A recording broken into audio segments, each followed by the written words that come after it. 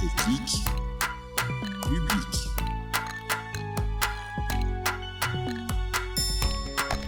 Technique. Public. Pourquoi choisir le service public? Pour quel métier? Pourquoi faire? Ici, on te donne le déclic pour t'engager au cœur du service public.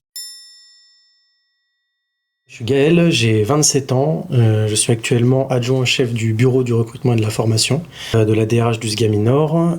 C'est une administration déconcentrée du ministère de l'Intérieur, c'est-à-dire qu'elle agit dans les territoires et pas à Paris, au ministère central. On intervient en soutien des policiers, des gendarmes, des préfectures, des sous-préfectures. Mon bureau à moi organise une trentaine de concours et d'examens par an. Tous les concours policiers, par exemple, le gardien de la paix, policier adjoint, les concours d'officiers, de commissaires. Mais on a aussi la police technique et scientifique, les fameux experts Miami. Donc nous, on a de très bons experts aussi, mais c'est pas exactement comme à la télé. On a aussi toutes les filières techniques auxquelles on ne pense pas souvent. C'est-à-dire des personnes qui sont mécaniciens, des personnes qui sont techniciens du bâtiment ou ingénieurs et qui peuvent rejoindre la fonction publique. On a également la filière SIC, donc c'est système d'information et de communication, donc c'est tout ce qui est technicien, informaticien et ingénieur informaticien dont l'administration a fort besoin. Ma mission principale, c'est la réserve opérationnelle de la police nationale. Donc c'est un dispositif qui date de 2022 et qui permet à tout citoyen de participer à des missions de police nationale sur le terrain, des patrouilles en uniforme et armées. Ici, on a également le recrutement des contractuels pour le SGAMI et la gestion des contrats Sandhurst. Donc Sandhurst, c'est un accord entre le gouvernement français et le gouvernement britannique pour la lutte contre l'immigration clandestine. Voilà, et donc les Britanniques remboursent une partie des investissements et des frais de personnel qu'on peut engager pour lutter contre l'immigration clandestine dans le Nord.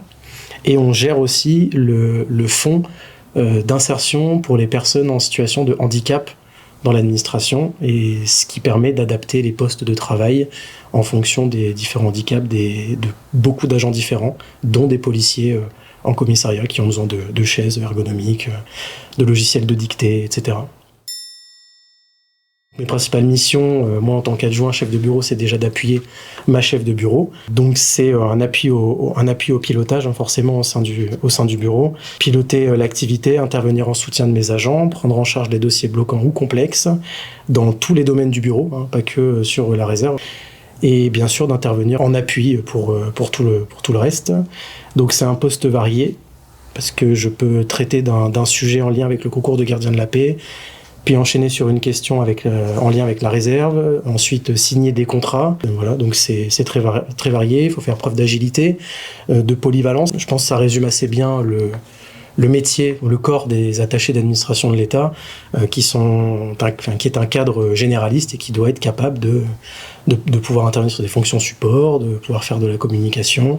Le concours de gardien de la paix, par exemple, on attend pour le prochain qui arrive en septembre 2000 candidats, et c'est à peu près à chaque fois les statistiques qu'on a, rien que pour la zone nord. Alors j'ai toujours voulu travailler dans le public parce que c'est un peu tarte à la crème de dire ça, mais je suis issu d'une famille, en tout cas du point de vue de ma mère, qui sont des fonctionnaires, donc hospitaliers, et qui m'ont, en tout cas, elle m'a toujours montré son métier et l'intérêt qu'il y avait de le faire, c'est-à-dire être au service des autres et avoir pour mission pas de travailler pour un intérêt privé, même s'il n'y a pas de mal à ça, mais de travailler pour un intérêt un peu plus général et au bénéfice des autres, de tout le monde, tout citoyen, peu importe d'où il vient, qui il est, sans besoin d'être client. Et après, le public offre tellement d'opportunités et de concours différents et de métiers différents qu'il a fallu choisir parmi les dizaines de concours et de recrutements différents. Et il se trouve qu'au cours de mon parcours, j'ai rencontré des attachés, des personnes qui avaient passé les IRA, que je me suis renseigné sur ce concours, donc l'Institut régional d'administration, qui forme les cadres de la fonction publique d'État. Et en parlant avec eux, en évoquant un peu leur parcours, le fait de pouvoir faire beaucoup de missions différentes, puisque en tant que cadre généraliste, on peut être RH, on peut être dans la formation, on peut être sur du budget, des finances. Et moi qui avais un peu ce caractère à vouloir faire beaucoup de choses et à vouloir m'enrichir dans plein de sujets, c'était aussi la base de mon parcours, je me suis dit pourquoi pas aller passer ce concours. Je l'ai passé, et il se trouve que je l'ai eu, et que j'ai décidé de rentrer à l'IRA de Lille en mars 2022. Donc juste avant mon poste ici au secrétariat général pour l'administration du ministère de l'Intérieur, de la zone Nord, j'étais à la préfecture de police de Paris, à la direction des transports et de la protection du public, et j'étais chef du pôle vidéoprotection, sécurité privée et association. Et donc il s'agissait à la fois d'un poste de manager, avec à peu près 26 agents. Alors ce début de vie professionnelle, on va dire mon expérience la plus marquante, c'est d'avoir été à Paris sur des missions en lien avec la sécurité, en pleine préparation des Jeux Olympiques et Paralympiques de Paris 2024. Et donc être dans l'effervescence, la préparation de tous les sujets, puisque forcément on a entendu parler de la vidéoprotection pendant les JO, les expérimentations de l'intelligence artificielle et de la protection des différents sites, des sites olympiques. Et tout ça, il a fallu intervenir dessus. Et en plus de tout ça, la sécurité privée aussi, puisque c'est aussi un sujet dont on a parlé pendant les JO, et comme par hasard c'était une de mes missions. Donc ça a été aussi assez intense de travailler là-dessus. Avec le COJO notamment, et on m'a demandé de mettre en place aussi une nouvelle mission, puisque la gare du Nord, Paris, contient des quais pour l'Eurostar, qui va en Angleterre.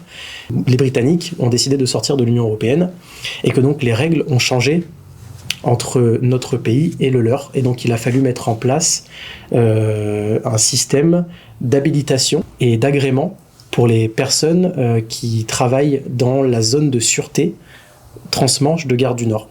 Et c'était une nouvelle mission, c'était totalement nouveau, rien n'avait été fait jusqu'à présent, et donc il a fallu mettre ça en place, créer une équipe dédiée, recruter, créer des outils, travailler à la fois avec Eurostar Limited et la SNCF, et tous les autres acteurs, notamment la police de la gare, parce qu'il y a une police chargée de la protection de la gare. Et ça a été très intense et très intéressant de travailler là-dessus, et enrichissant pour un premier poste. Un moment fort de ma scolarité à l'IRA, déjà, je pense que c'est mon arrivée dans l'école, parce que pour moi, c'était quand même quelque chose d'avoir réussi un concours de la fonction publique, qui plus est d'avoir réussi un concours de catégorie A, et d'intégrer une école de formation qui allait m'apprendre à être à l'aise, en fait. Le rôle de l'IRA, moi, c'est comme ça que je l'ai vu, c'est apprendre à être à l'aise sur son premier poste, avoir toutes les clés pour réussir au mieux l'intégration sur son premier poste. Et enfin, débuter ma carrière. Et ouais, c'était plein d'émotions, et on a créé beaucoup de liens avec les camarades sur place, on s'est beaucoup soutenus, on a beaucoup rigolé, mais on a été aussi beaucoup studieux, et on s'est aidé pour les prises de poste. Donc un conseil à donner à quelqu'un qui voudrait rejoindre l'administration ou qui serait en recherche d'orientation, c'est d'abord d'oser. Parce que effectivement, il y a des milliers de personnes qui se présentent, mais déjà le fait de faire la démarche de préparer et d'y aller, je pense que la personne aura déjà fait le plus dur, c'est-à-dire de se rendre compte qu'on est capable de surtout pas s'auto-censurer, et on peut avoir des surprises. Et je pense qu'avant tout, c'est ça, il faut se dire qu'on n'a rien à perdre, peu importe le niveau qu'on a, il y a forcément un concours pour nous. Et après, rentrer dans l'administration, c'est le début d'une belle carrière avec une variété de missions, des possibilités d'évolution, une carrière claire. Alors, pour décrire mon métier, même plus largement le fait d'être attaché, la polyvalence, j'en ai un petit peu parlé avant. Un attaché, je vois un peu ça comme Shiva, la divinité hindoue avec plusieurs bras. L'attaché, il doit être bon manager, il doit être capable d'intervenir sur plein de missions différentes, même s'il a une formation initiale, elle peut pas être suffisante pour intervenir sur tous les sujets qui sont extrêmement variés, qui peuvent demander un niveau d'intervention très fin et un niveau d'expertise aussi important. Donc il faut être capable d'être polyvalent, de jongler entre beaucoup de disciplines et de se faire confiance, surtout dans cette polyvalence, et l'empathie. Parce que, encore une fois, un attaché, c'est un cadre, donc c'est un manager, c'est un chef, mais ça ne se décrète pas d'être chef, il faut le prouver, et ça se prouve, je pense, en aimant professionnellement ses agents, et en les accompagnant, en les écoutant, en étant conscient de leurs difficultés, en les écoutant vraiment, et en les aidant du mieux qu'on le peut pour accomplir la mission de service public, qui est la base de notre objectif en tant qu'attaché. Merci à vous tous de nous avoir écoutés. en espérant que ce récit vous aura aidé à y voir plus clair dans les métiers du service public. Si vous avez aimé cet épisode ou s'il vous a fait penser à quelqu'un, partagez-le. Pour découvrir d'autres métiers du service public, abonnez-vous à notre podcast et on se retrouve très vite pour un prochain épisode. C'était Déclic Public, le podcast du réseau des écoles de service public.